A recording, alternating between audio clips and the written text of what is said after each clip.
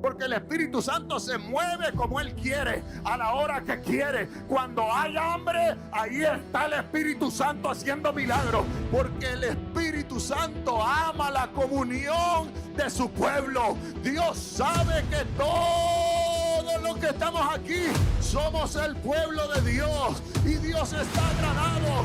Dios está agradado con nosotros. Alguien tiene que decir amén a eso.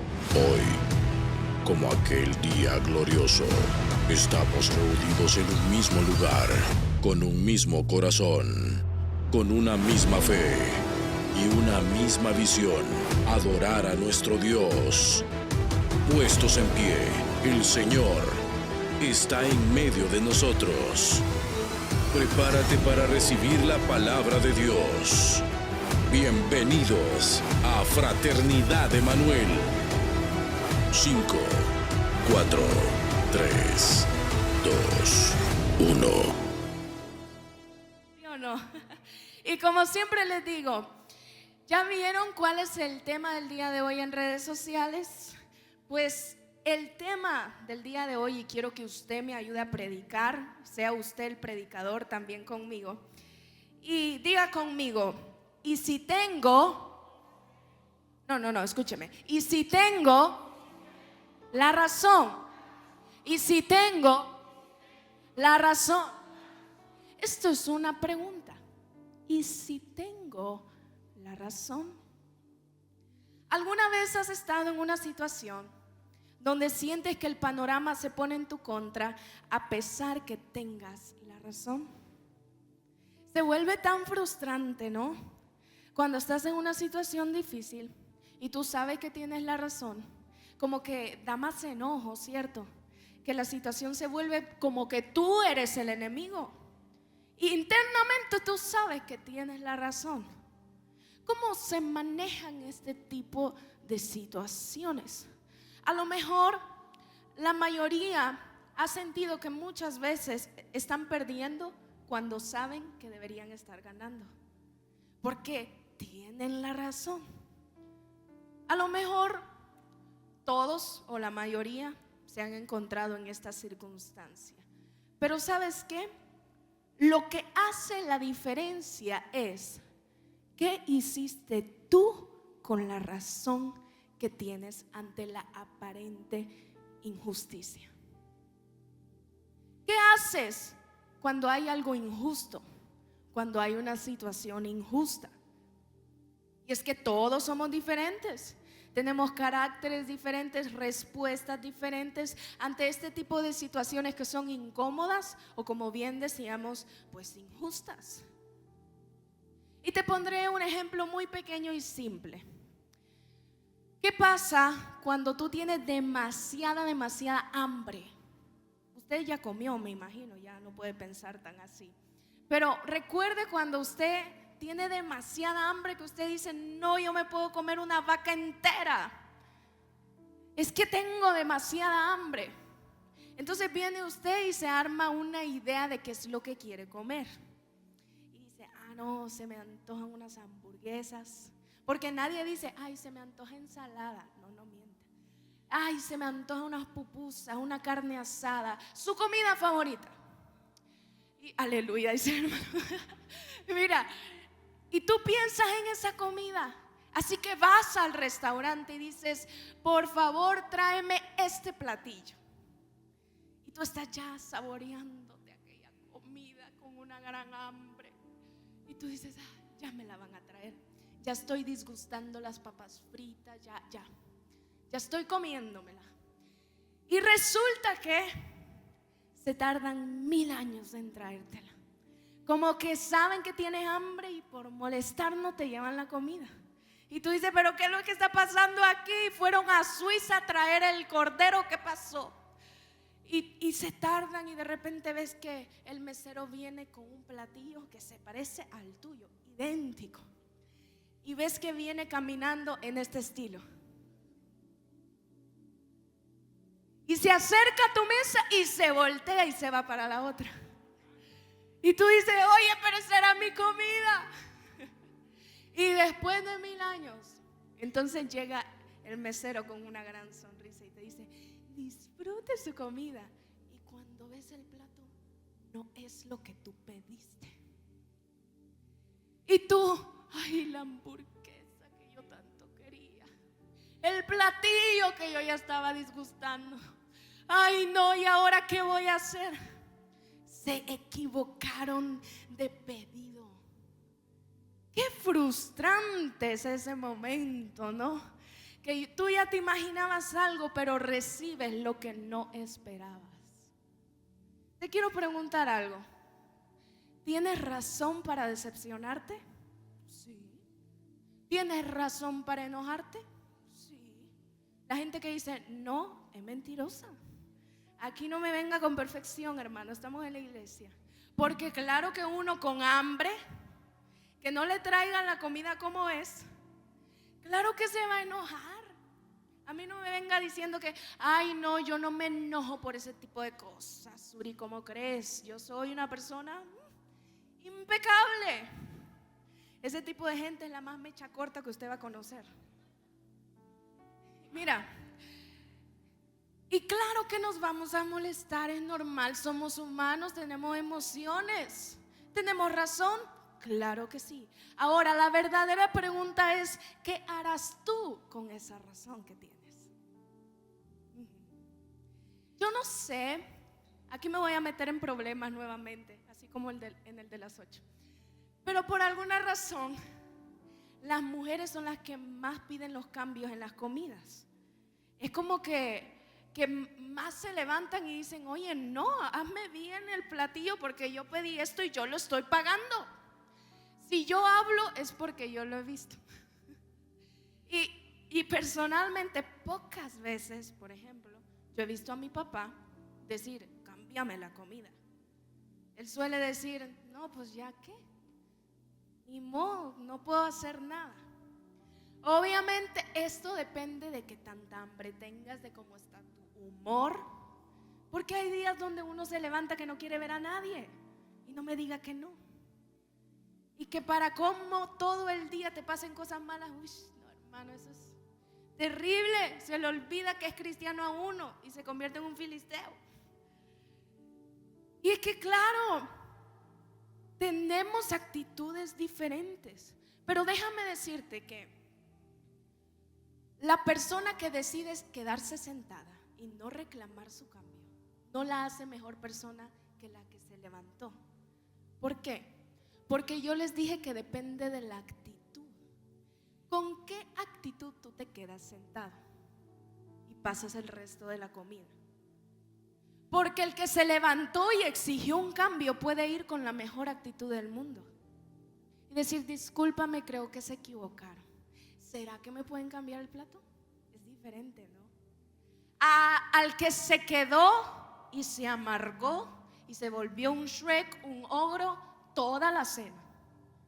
No le habló a nadie, pasó en el celular, pasó así como ustedes, con los brazos cruzados, todo el tiempo. ¿Es mejor persona la que se levantó o la que se sentó con mala actitud? Lo que cambia la situación es qué actitud tomas ante la razón que tú tienes.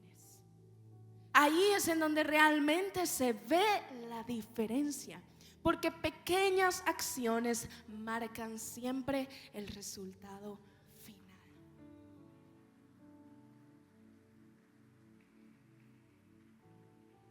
El tener la razón en una situación manipulable como esta nos da cierta solvencia y confianza de que podremos recibir lo que nosotros merecemos. Esto así es. Porque tú dices, es fácil pedir un cambio y me lo van a traer. Pero ¿qué sucede con aquellas situaciones que salen de nuestras manos? Aquellas situaciones que el tener la razón no tiene validez, no tiene peso.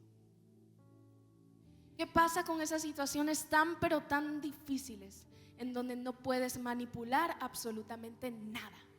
¿Y qué es lo que te toca hacer? Bajar la cabeza, ceder tu razón, a pesar que se esté haciendo una injusticia. Qué difícil es eso, ¿no? Cuando no tienes de otra y te calcoma el que tú tienes la razón. Pero ahora quiero profundizar un poco más y decirte, ¿qué sucede cuando traemos este tipo de situaciones a Dios? Yo te puse un ejemplo muy práctico y simple de la vida. Ahora quiero decirte qué pasa si traemos este tipo de situaciones a la casa de Dios, al tabernáculo. ¿Qué pasa? ¿Con qué actitud nosotros venimos a Dios cuando tenemos la razón en una situación? ¿Sabes por qué no se habla en las iglesias de esto? Yo creo que la mayoría nunca había escuchado un mensaje así. Hablar de cuando uno tiene la razón. Porque incluso nosotros lo escuchamos pesado. Uno dice, uy, el tener la razón y decírselo a Dios suena como que medio rebelde, ¿no? ¿Cierto? ¿Sabe qué sucede? Que la religión ha hecho que los predicadores siempre tengan mensajes perfectos. ¿Qué quiero decir con eso? Quieren predicarle a gente perfecta. Quieren hacerse ver perfectos con situaciones perfectas, con prédicas perfectas. Pero ¿sabes qué sucede con todo esto? Que ninguno de los dos es perfecto. Somos humanos. Vivimos situaciones humanas. Por eso Jesús, cuando Él predicaba, lo hacía de una manera humana. No lo hacía como los fariseos, ay, que grandes, perfectos, no. Lo hacía tan simple, tan sencillo, con situaciones que estaba pasando la persona. Entonces la religión no nos quiere hacer ver la realidad de que somos humanos y vamos a pasar por este tipo de situaciones donde tenemos la razón.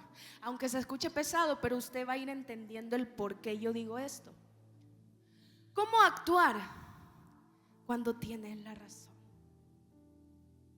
Yo quiero decir, cuando me refiero a razón, yo digo que la razón es cuando las lágrimas salen con una razón justa. Cuando el dolor inunda tu corazón con una razón justa.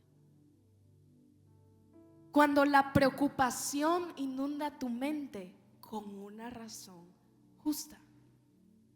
A eso me refiero con tener la razón. Cuando hay tanto dolor que tienes la razón de estar así. No puedes culpar tus lágrimas por salir porque hay una razón. Yo no estoy hablando de la razón que nos hace creer que somos mejores que Dios o que tenemos más la razón que Dios. No, no se trata de eso. Se trata de la razón que esconden los procesos. Se trata de la razón porque somos humanos y sentimos. Y somos emocionales y somos débiles. Aunque usted se quiera ser el más machito y el más serio y el más fuerte, sigue siendo humano, hermano. Pero lo queremos ocultar en la iglesia. Queremos aparentar que somos, que no nos pasa nada, que nuestra vida es perfecta. Con una sonrisa cubrimos todo. Pero no es así. Muchas veces habrá razón de estar en el suelo. Muchas veces habrá razón de querer tirar la toalla. Habrá razón, claro que sí. En las iglesias mucho se habla de acercarse a Dios con peticiones. ¿Usted ha escuchado eso? Con peticiones, con una actitud humilde, reverente. Y claro que tiene que ser así. Pero poco se habla de cómo se debe actuar cuando tienes razón. Cuando hay una razón justa de estar dolido. Cuando necesitas estar débil por un momento y pedirle a Dios de su intervención. Porque tú sabes que el único que puede sacarte de ahí es Dios. ¿Cómo acudimos a Dios en este tipo de situaciones tan difíciles e injustas? Cuando tenemos la razón. Es increíble cómo personas llevan toda una vida dentro de las iglesias y se jactan de serlo. Yo tengo 20 años de estar en la iglesia. Tengo 30, 40 años. Son cristianos de toda la vida y aún no saben cómo llevar este tipo de situaciones a Dios. Por eso sienten que su vida no avanza, que su vida no mejora. ¿No entiendes por qué Dios, siendo justo, permite que vivas situaciones injustas? ¿No entiendes por qué Dios, siendo bueno, no cambia la situación a tu favor? ¿No entiendes por qué, a pesar que te has esforzado por hacer el bien, por servir con todo tu corazón, por venir y congregarte a pesar de la lluvia, de la pereza, de lo que sea, que te pelees por los asientos de adelante, tú estás aquí? ¿Me entiendes? Y tú dices: Señor, pero ¿qué es lo que está pasando? Tú ves que Menganito tiene bendición. Tú ves que Juanito recibe lo que él estaba pidiendo. ¿Y qué hay de ti? ¿Y sabes qué es lo peor? Que a veces tú sabes que ese Menganito tiene peor vida espiritual que tú. Tú ves a esa persona y dices: yo sé que esa persona anda en pecado. ¿Y por qué Dios lo bendice? ¿Y por qué yo, que estoy intentando hacer las cosas bien, que le estoy diciendo no al pecado, que me alejé del pecado, que ahora le estoy siendo fiel a Dios, todo esto me pasa? Es que, Suri, es como que Dios no me vea, como que Dios no me quiera ver, como que Dios esté ocupado para mí. Como si tuviéramos el número de celular del Señor, le marquemos y nos mande a buzón de voz. Qué difícil es sentir que Dios no te ve, que Dios no te escucha. Es muy duro. Y tú dices: yo tengo razón. ¿Qué se supone que debo de hacer ahora? Yo he orado, he adorado, me congrego. ¿Qué tengo que hacer? Yo recibo las palabras del pastor Luis, recibo las palabras de la pastora Silvia, de los ministros que vienen a predicar. ¿Y qué es lo que sucede? No entiendo qué es lo que pasa. Es como que a Dios yo no le importe. Este mensaje es para cambiarle la vida a aquellas personas que están pasando por situaciones injustas, de proceso, de debilidad. Personas que no saben qué más hacer. Personas que están a punto de tirar la toalla. Personas que han sido fieles en lo poco, pero no han visto lo mucho. Déjame decirte que David se sintió como tú. Yo siento a Dios tan fuerte. David se sintió como tú. Y gracias a eso escribió uno de los salmos más humanos de toda la escritura y poderosos, el cual será la base del día de hoy, y es Salmos 142. Vamos a la palabra del Señor, a Salmos 142. Y yo quiero que tú te imagines esta escena conmigo y pienses en ese David frustrado, en proceso, orándole al Señor, no en voz baja, a gritos, a auxilio, Señor.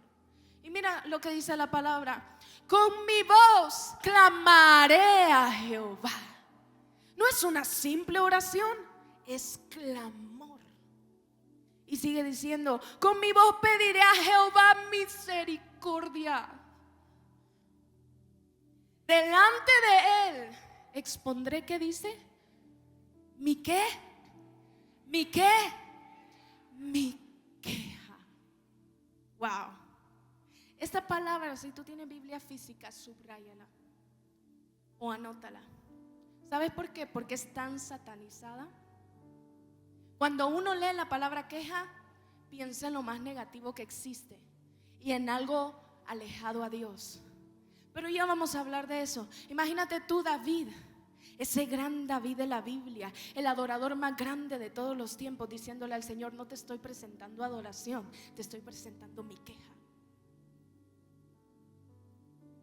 Y sigue diciendo: delante de él manifestaré mi angustia. Cuando mi espíritu se angustiaba dentro de mí, tú conociste mi senda. En el camino en que andaba me escondieron lazo, Mira mi diestra, Señor, y observa, pues no hay quien me quiera conocer. En otras palabras, David le estaba diciendo: mira a mi alrededor, estoy completamente solo. Mírame, ¿ves a mi familia? ¿Ves a mis amigos? No, me dejaron tirado. Tu sangre, cuando tu sangre te deja tirada, cuando las personas más confiables se van en los procesos más difíciles, y le dice: Señor, mira a mi alrededor, ¿quién está conmigo? No hay nadie conmigo, Señor. Y sigue diciendo: no tengo refugio. Wow. Quiero que pensemos que David hablándole al Dios Todopoderoso, el mismo David que dijo que su socorro venía de ¿quién? Es el mismo David en este capítulo diciéndole: no tengo quien me cuide, no hay refugio para mí. Se lo está diciendo al Dios, al que lo guarda, al que lo cubre. ¿Qué está pasando ahí? ¿Qué tanto estaba sufriendo David para decirle eso a Dios? Clamé a ti, oh Jehová, dije: tú eres mi esperanza y mi porción en la tierra de los vivientes. Escucha mi clamor, por favor, porque estoy muy afligido. Líbrame de los que me persiguen, porque son más fuertes que yo. ¿Cuántas veces no hemos sentido así? Que tú dices: no, ellos son más grandes que yo, me van a pisotear, me van a comer entero. Yo con mi empresita, mi puesto, y ellos con 1000 empleados. Ellos tienen 1000 contactos, tienen aquí, tienen allá. Me van a meter preso, me van a comer. Son más fuertes que yo. Y dice David: saca mi alma de la cárcel para que nuevamente alabe tu nombre. Es decir, David en ese momento no estaba adorando. David estaba presentando queja. El adorador no estaba adorando. El mismo que dijo: en todo tiempo bendeciré a Jehová, es el mismo que está diciendo: sácame de aquí para volver a adorarte. Qué impactante.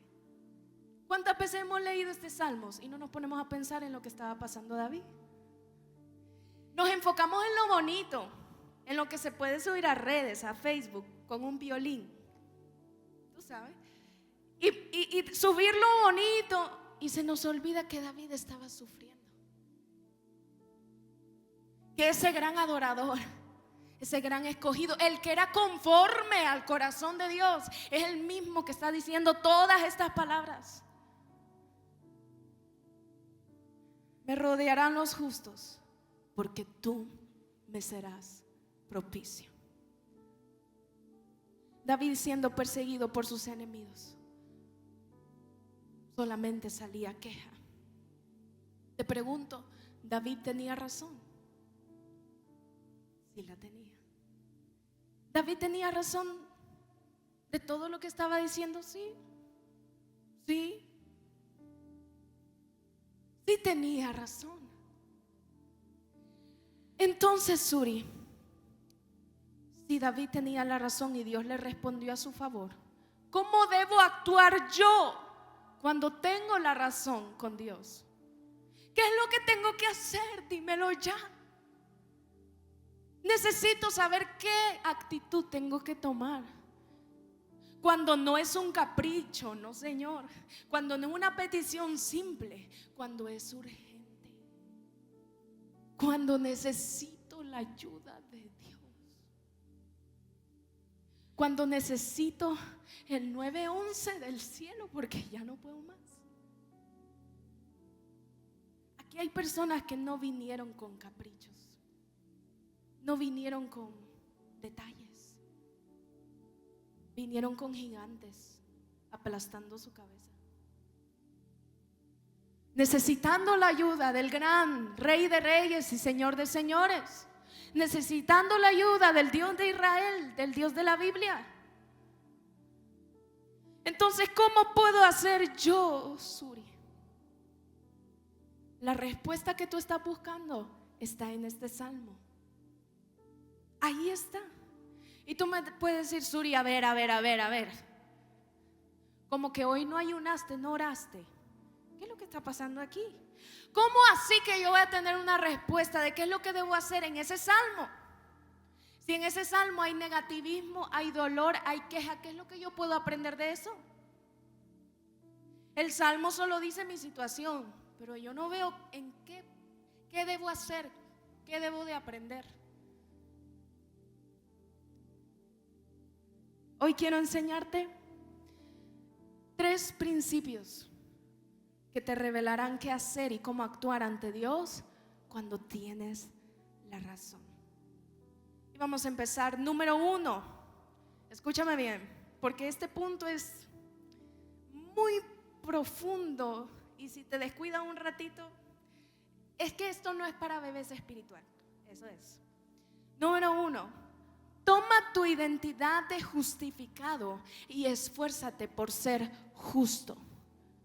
Espérenme, quítenme eso, quítenme, no vean. Escucha, toma tu identidad de justificado y esfuérzate por ser justo. Vamos a empezar. Ser justificado y ser justo no es lo mismo. Son palabras que suenan igual, que se pueden interpretar como lo mismo, pero no son lo mismo. Y para ir, pues vamos por partes, ¿no? Vamos a ir explicando poco a poco qué quiero decir con todo esto, porque hay que entender y hay que ser justificados y justos para vivir como Dios quiere que lo hagamos. Créeme, no te imaginas lo que te puede facilitar el entender estas 2 cosas, y en especial en situaciones tan duras como las que estás pasando. Pero vamos paso a paso. Dice la primera parte del principio: tomar la identidad de justificados. Hoy quiero hablar con la verdad, ¿me lo permite? Sin máscara, sin espiritualidad. ¿Cómo son las cosas? Muchas veces tú y yo sentimos que no hacemos lo suficiente para encajar. Tanto en nuestra vida natural, no soy un suficiente papá, mamá, esposa, lo que sea, hijo. Así como en el reino de Dios. Es que yo siento que no soy lo suficientemente bueno, lo suficientemente perfecto para tener la posición que yo tanto quiero. Siento que no soy un buen líder, un buen servidor, un buen hijo, una buena oveja. Que no soy un buen pastor. Siento que tengo que dar más para ganar más. Necesito encajar a la perfección. Por ende necesito ser más santo. Tengo que cambiar mi manera de caminar, mi manera de hablar, de bromear, de peinarme. No como el pastor Luis, porque eso no es santo, sino como pastor, como líder, como Jesús. Y tenemos eso en la mente, que necesitamos perfección para encajar, cuando no funcionan así las cosas. Y no me malentiendas, Dios no quiere que andes mal, Él quiere que tú tengas justicia. Dios no quiere verte en pecado, Dios quiere que tú tengas justicia. La palabra justicia la leemos tanto en la Biblia y no la entendemos. Leemos con el apóstol Pablo tanto la palabra justicia y no profundizamos lo que realmente significa. No lo entendemos. Me encanta que hemos estado hablando acerca de la religiosidad. ¿Cuántos han venido a los cultos de martes en donde se ha hablado de la religiosidad? ¿Cuántos levanten la mano? Algunos no, pero tienen que escuchar esas prédicas. El pastor Luis me encanta que hablaba de las religiones, sí, de los católicos, de los mormones, pero en especial hablaba de la religiosidad interna, que es la que más daño provoca. Porque es esta la culpable de hacernos pensar que venimos a la iglesia solo a escuchar reglas, que puedes hacer, que no puedes hacer. Cuando el propósito real de venir y congregarnos es aprender quiénes somos en Cristo y cómo vivir conforme a Cristo. Esa es la verdadera razón de venir y congregarnos. Déjame decirte que el tener a Cristo no solamente te salva del infierno.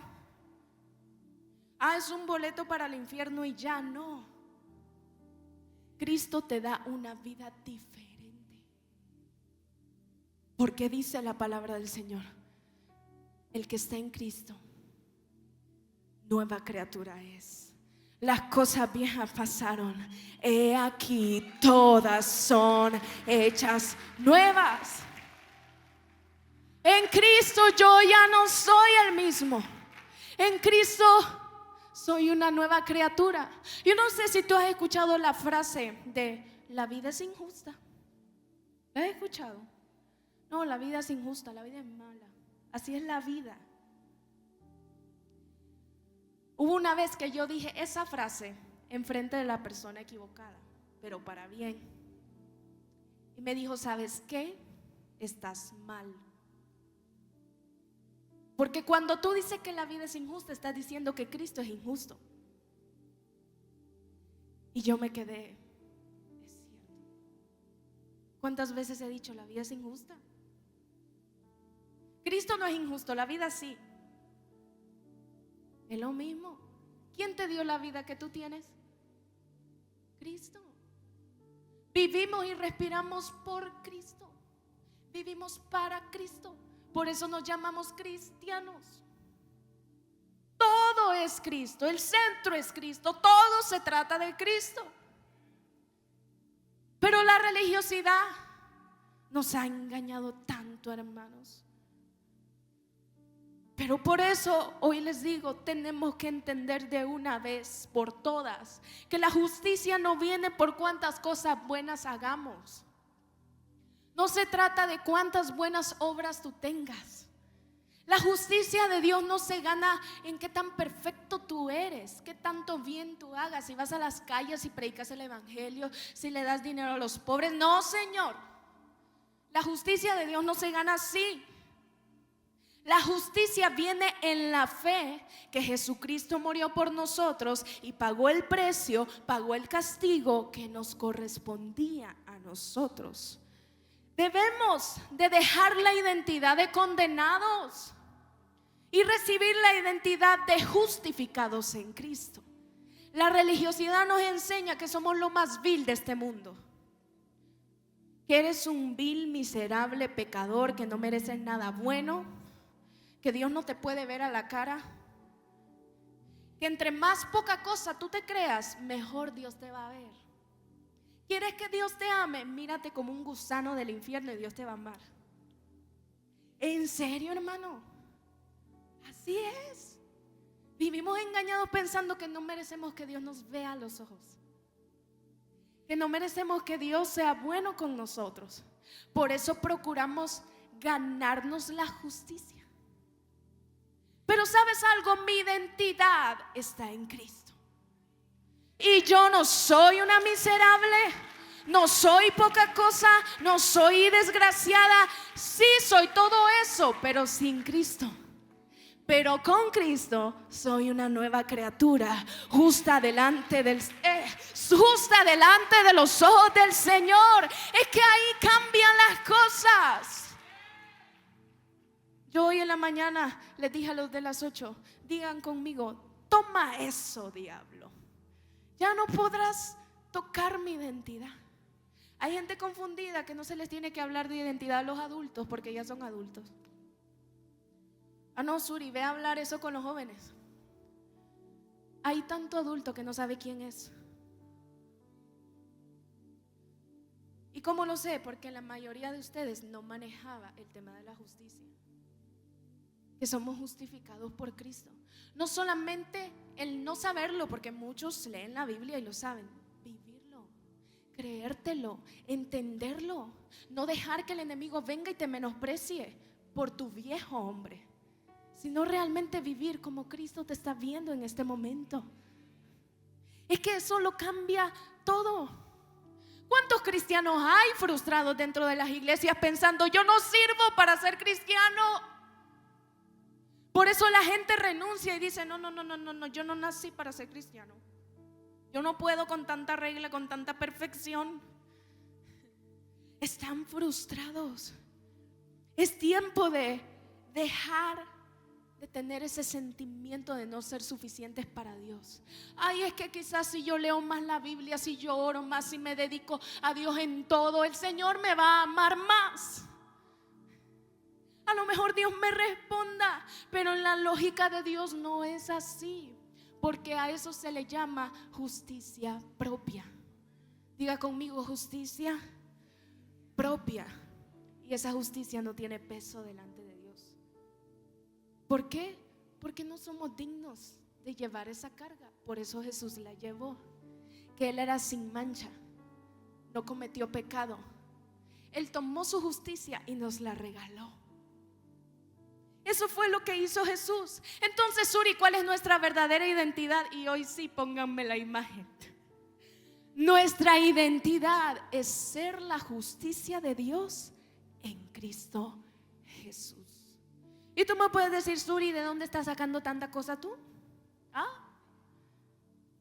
Segunda de Corintios 5:21 dice: al que no conoció pecado. ¿De quién está hablando? De Cristo.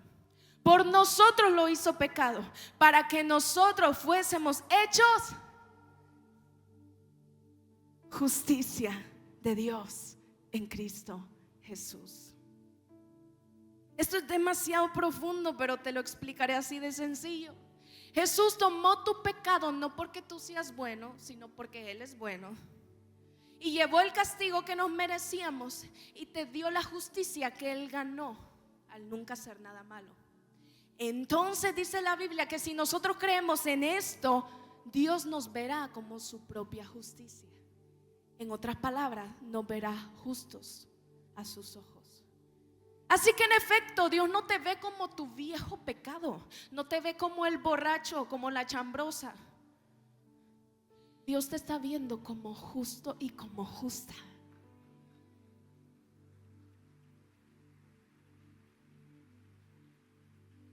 Dice Filipenses 2:12: queridos hermanos, cuando yo estaba con ustedes, dice Pablo, siempre me obedecían. Ahora que estoy lejos, deben obedecerme más que nunca. Por eso, con respeto y devoción a Dios, y mira esto, dedíquense a entender lo que significa ser salvos por Dios. Pablo no dijo dedíquense a ganar la salvación. Pablo dijo dedíquense a entenderla. Porque mi pueblo se pierde por falta de conocimiento. Entiéndanlo o el diablo les pondrá la banana y van a caer. Y no tendrán identidad. Entiendan, en otras palabras, Pablo les estaba diciendo: entiendan su identidad. Está en ser justificados en Cristo Jesús. Para que de esta forma, junto con el Espíritu Santo, ahí viene la segunda parte del principio, ustedes se esfuercen por ser justos. La identidad es justificados, la acción es ser justos. No podemos ser justos sin antes ser justificados. Por eso se pagó el precio, somos justificados y ahora podemos vivir como justos. Perdónenme, sé que estoy diciendo muchas cosas al mismo tiempo, pero así es. Así funciona la justicia de Dios. Yo no me esfuerzo en vivir como justo para así ganarme el amor de Dios. Yo me esfuerzo por vivir como justo porque ya tengo el amor de Dios. ¿Ves cómo cambian las cosas? No me esfuerzo para ganarlo, me esfuerzo porque ya lo tengo. Ya tengo el amor de Dios. No buscamos la justicia para ganarla. Buscamos ser justos para vivir coherente a lo que Jesús hizo por nosotros. Por esa razón tomo mi identidad como justificado y me esfuerzo por ser justo. Suri, qué nice, qué genial todo lo que acabas de decir, pero ¿qué tiene que ver con lo que estábamos diciendo? ¿Qué tiene que ver en cómo yo debo de actuar para que Dios me responda, en que yo tengo la razón? ¿Qué tiene que ver todo esto? Aquí viene lo bonito. Les quiero preguntar algo. ¿Ustedes han visto a un justo desamparado? ¿Han visto a un justo desamparado? ¿O a su simiente que mendigue pan? Dios no se resiste ante el clamor de un justo. No se resiste. Es que Dios no se queda con los brazos cruzados. Yo no sé cuántos justos hay aquí, cuántos justificados hay aquí que dicen: el Señor escuchará mi clamor. Dice Proverbios 15:29: Jehová está lejos de los impíos, pero Él oye la oración de los que. Salmo 34:17-19 dice: claman los justos y Jehová oye y los libra de unas cuantas, algunas, pocas, de todas sus angustias. Cercano está Jehová de los quebrantados de corazón y salva a los contritos de espíritu. Y me encanta esto: muchas son las aflicciones del justo, pero de todas ellas lo librará Jehová. Es que yo tengo un Dios justo, yo tengo un Dios bueno. Él me dio identidad, me dio salvación, me dio cobertura y Él responderá a mi favor. Esa es la promesa. Ahora entiendes por qué es necesario tomar tu identidad de justificado y esforzarte por ser justo. Porque a los justos sí se les responde. Siempre. Es que Dios no se resiste ante el clamor de un justo, ante las lágrimas de un justo. Y esto me lleva al segundo punto y voy corriendo. Número 2: no retengas expresarte. Número 2: no retengas expresarte. Gloria a Dios por los que ya entendieron por dónde voy. Es increíble cómo tenemos miedo de expresarnos con Dios, pero no tenemos miedo de expresarnos con nuestros amigoches, con nuestra familia, con nuestros líderes, incluso con nuestros pastores. Daríamos todo por conseguir una consejería con la pastora Silvia, con el pastor Luis. Y de último está Dios. Se nos olvida pensar en Dios. No, Suri, es que Dios no puede recibir mi queja. Él se merece toda alabanza y toda adoración con reverencia. Concuerdo mucho con eso. Pero ¿qué pasa si te digo que muchas veces Dios está esperando más una queja sincera que un silencio egocéntrico y falso? ¿De qué te sirve quedarte callado si lo estás haciendo de una manera hipócrita? Y estás pensando en ti mismo. Por eso David le decía: te presento mi queja. Es lo que siento. Créeme que Dios valora más las oraciones con lágrimas genuinas que las que están llenas de palabras vacías. Y la prueba de esto es David. Vemos a un David con quejas, sí, pero presentándola ante el trono de la gracia, diciéndole: Señor, sí, yo me estoy quejando, pero me estoy quejando contigo.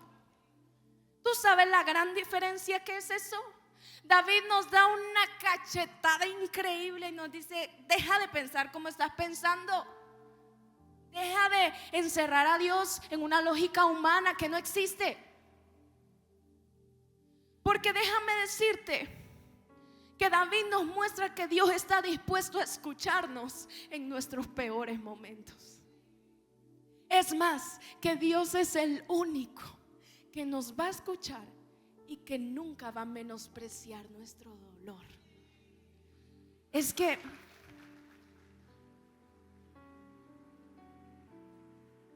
podrás tener muchas personas a tu alrededor que son de parte de Dios, que te van a levantar los brazos, van a orar por ti. Ahí sí, amiga, cuéntamelo todo. Sí, claro que sí. Pero te diré algo: cuando el zapato aprieta, solo tú lo sientes. Y por más que la persona te diga, te entiendo, amiga, no lo hace al 100%. Por más bonito que sea el corazón de la persona, no es así. Solamente tú entiendes el dolor que tú llevas, la frustración que tú llevas, el cansancio que tú llevas. ¿Y sabes quién es la única persona que no va a denigrar tu dolor? Que no lo va a ver como nada, que estará dispuesto a escucharte las veces que sean necesarias. Dios.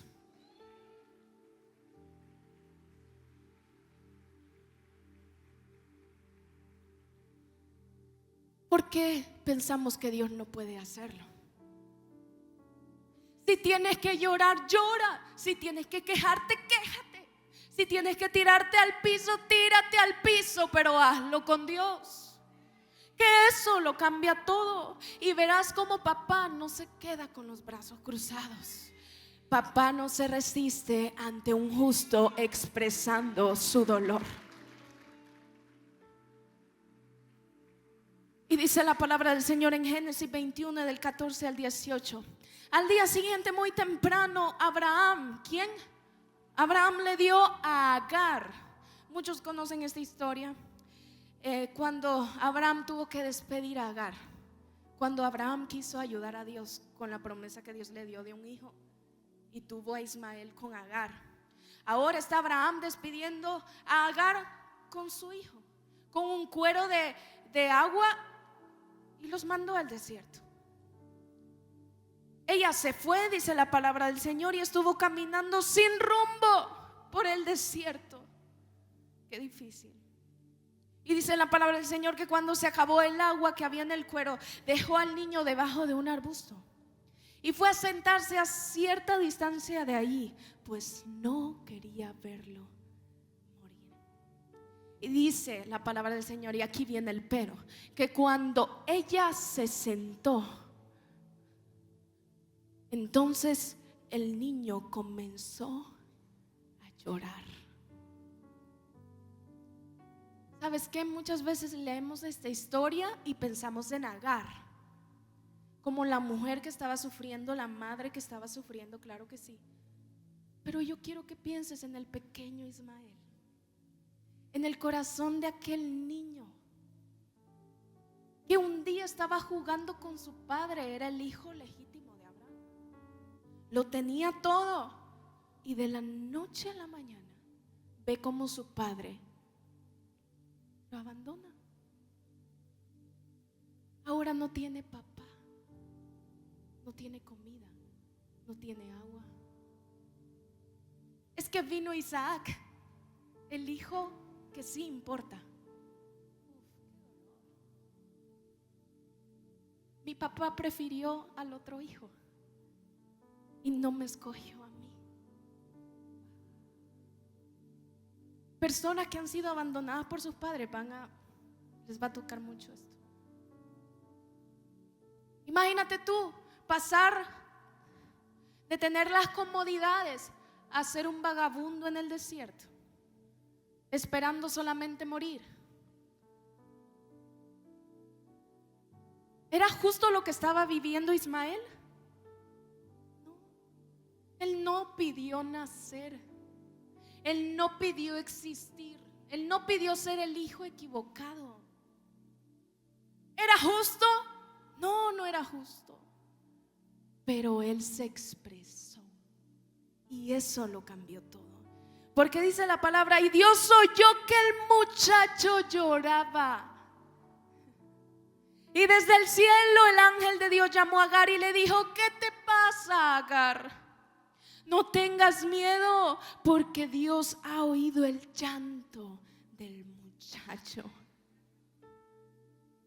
Me encanta que Dios dice, yo escuché al muchacho, no te escuché a ti. ¿Por qué crees que sea? ¿Por qué Dios escuchó al muchacho y no a Agar? Estaban sufriendo igual. Porque el muchacho era justo, era un niño, vivía como justo. Y Dios respondió a la expresión del justo. Y Dios le dijo, escuche al niño llorar. Ve y no lo sueltes de la mano, pues yo haré que de él salga una gran nación. ¡Qué poderoso! Nunca menosprecies el poder que tienen tus lágrimas. Nunca menosprecies el poder de un chillón que es justo. Nunca menosprecies el poder que hay en expresarse libremente y sin máscaras delante de Dios. Eso que has guardado por meses, que has guardado por años, por hacértela fuerte, por hacerte el fuerte, puede ser lo que Dios estaba esperando para acudir a tu auxilio. Estaba esperando que te expresaras con Él, que fueras como David sincero y le dijeras, Señor, ya no, mira mis lágrimas, ya no puedo más. Cierto día mi hermano Mateo y Victoria estaban jugando y de repente estaban gritando y todo el asunto, y de repente se quedaron en silencio. Y usted sabe que si tiene niños en casa, eso es peligro. Peligro. Pero nosotros no le prestamos atención. Dijimos, bueno, entraron, dejaron de jugar. Cuando de repente llegó la señora que nos ayuda a cocinar y dijo, Mateo y Victoria están encerrados en el monte que está después del jardín. Y ese monte estaba altísimo y habían serpientes, animales, de todo ahí. Estaba Victoria y Mateo ahí. ¿Y nosotros qué? Y fuimos a buscarlos y nos encontramos a Mateo. Y Mateo alzó su pecho. Y le dijimos, ¿qué fue lo que pasó, Mateo? Y Mateito dijo, todo bajo control. Yo estaba cuidando a mi hermana, ¿ok? Y guardé la calma, respiré profundo y estaba pensando en cómo solucionar la situación. Estaba pensando en cómo proteger a mi hermana, obviamente él como un hermano mayor, ¿no? Pero de repente Victoria empezó a llorar y empezó a gritar, auxilio, mamá, ayúdame. Y yo le dije, shh, Victoria, tranquila, ya lo vamos a resolver. Pero ¿sabe algo, hermano? Fue gracias al llanto de Victoria que la vecina escuchó que estaban en peligro. Y de esa forma ella fue corriendo a avisar a la casa que los niños necesitaban de nuestra ayuda. No menosprecies el poder que hay en expresarse genuinamente, porque eso puede ser lo que te va a sacar de esa injusticia, de esa prueba, de ese proceso. Las lágrimas muchas veces tienen más poder que mil palabras. Hay tanto poder en expresarse con Dios.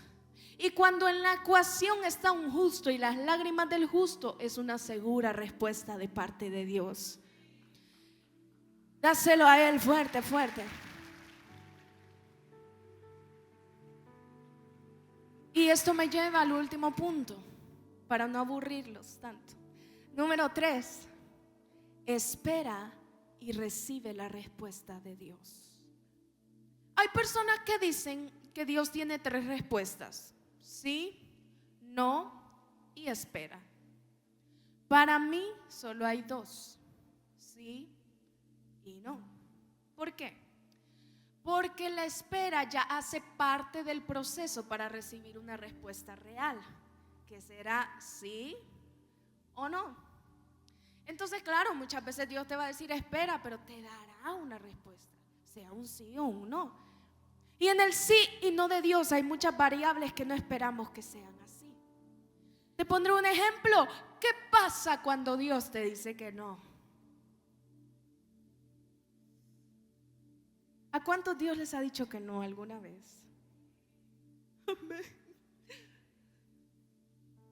Seguramente pensamos automáticamente en tristeza, en negativismo y decepción, ¿cierto? Pero los no de Dios no son eso. Los no de Dios son cobertura, bondad y propósito. Diga conmigo, cobertura, bondad y propósito. ¿Me pueden poner la imagen? Gracias. Cobertura, bondad y propósito. Eso es el no de Dios en nuestra vida. Como ves, no son palabras negativas, porque Dios siempre es bueno. Y todo lo que hace Dios obrará a bien. Vemos a un Pablo orando 3 veces para que Dios le quitara su aguijón, ¿cierto? Y los que saben de Biblia aquí, ¿qué fue lo que Dios le respondió a Pablo? Pablo, bástate de mi gracia.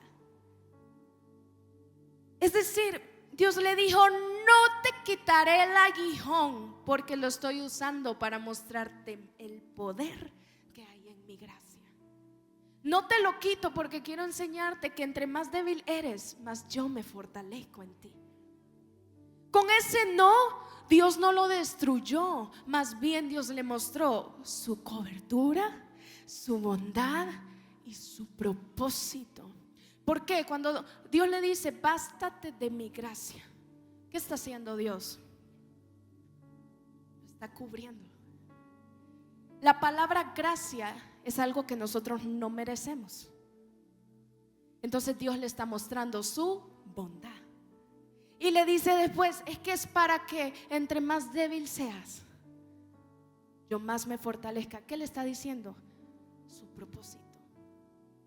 Te estoy diciendo que no por esto, porque hay un propósito más grande en ese no, porque estoy protegiendo el propósito que es mío. Esos son los no de Dios. Ahora, ¿qué pasa cuando Dios dice que sí? A pesar que el sí suena positivo, no siempre será lo que nosotros pensamos, ya que el sí de Dios es formación, añadidura y dirección. Diga conmigo, formación, añadidura y dirección. Nuevamente, formación, añadidura y dirección. Y David es la prueba de eso. Recordando nuestra cita bíblica base, hoy sí les voy a dar el contexto del por qué yo los hice leer el Salmo 142. Resulta que David acababa de huir de Saúl, completamente solo, y se refugió en la cueva de Adulam. Analizando bien las palabras de David, vemos que principalmente él pide por compañía y refugio. En el verso 4 ustedes lo pueden confirmar. David genuinamente pedía que Dios lo viera, lo ayudara y que no lo dejara solo. Podemos ver a un justo expresándose, ¿cierto? Ahora ustedes entienden qué es lo que estaba pasando David. Era un justo expresándose. Por ende, recibió una respuesta de parte de Dios, la cual fue un sí. Pero no se me emocione, un sí en forma de proceso. Porque dice la palabra del Señor en 1 Samuel 22 del 1 al 2. Yéndose luego David de allí, huyó a la cueva de Adulam, en donde escribió el Salmo. Y cuando sus hermanos y toda la casa de su padre lo supieron, vinieron allí a él. Y ojo con esto, y dice la palabra de Dios, y se juntaron con él todos los que afligidos. Mira, bueno, terminemos de leer. Y todo el que estaba endeudado. Y todos los que se hallaban en ¿qué? Amargura de espíritu. Mira esto, qué interesante es. David le estaba diciendo, Padre, no tengo a nadie, envíame ayuda, compañía. ¿Y cómo responde Dios? Si David de por sí estaba afligido, hermano, viene Dios y le manda otros afligidos.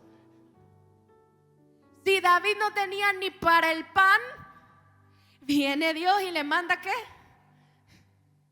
Si David se sentía triste, viene Dios y le manda a quienes, a gente amarga de espíritu, que todas las mañanas se levantan y dicen: ¿qué querés, David?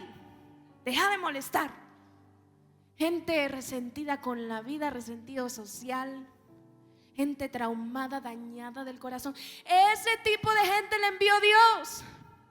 Pero me encanta cómo termina el verso y dice: y fue hecho David jefe de ellos, y tuvo consigo como 400 hombres. Dios sí escuchó el clamor de David, pero no lo liberó del proceso, sino que le mostró el propósito dentro de él. Muchas veces Dios no te va a liberar del proceso con ese sí que te dé. Te va a mostrar el propósito dentro de él.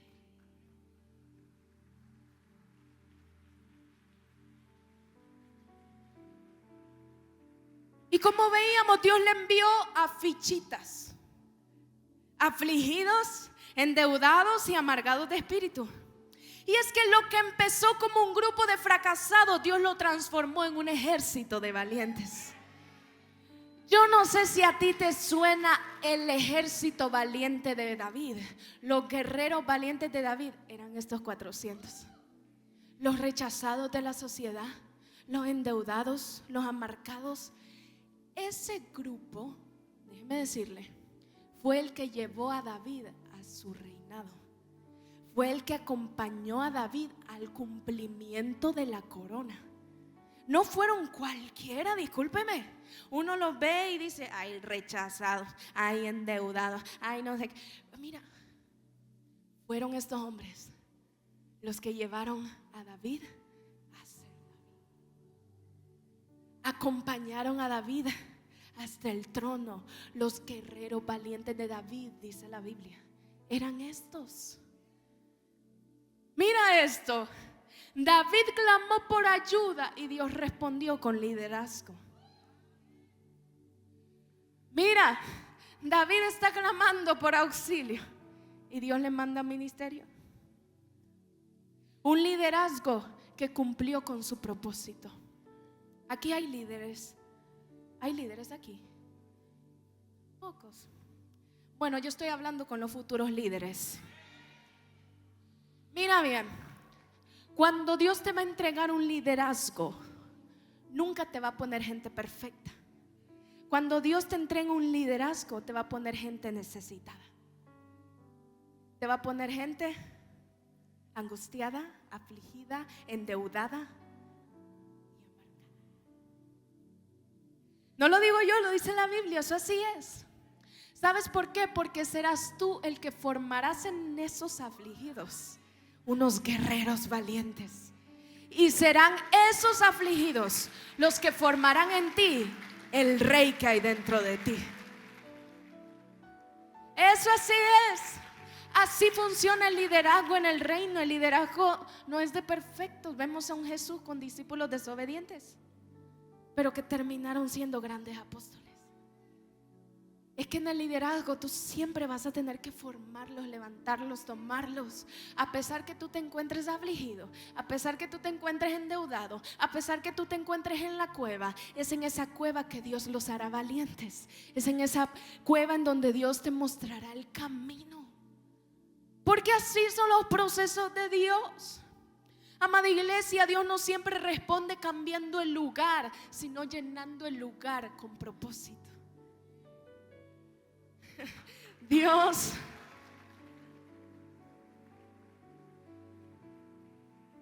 no lo sacó de la cueva, lo dejó en ella, pero la llenó de 400.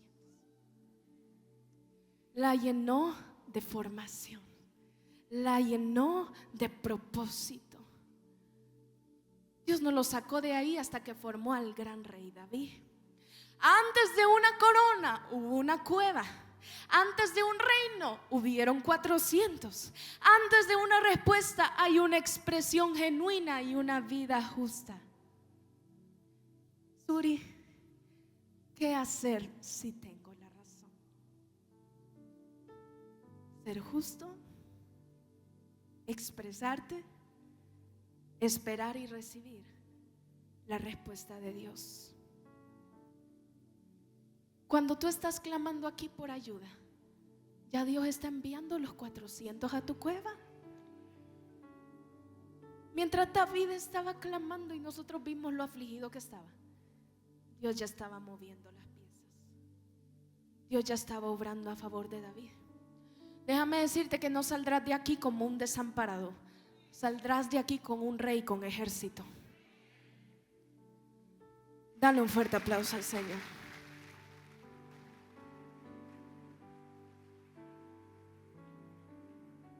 ¿Qué hacer si tengo la razón? Ahí donde estás, ponte sobre tus pies.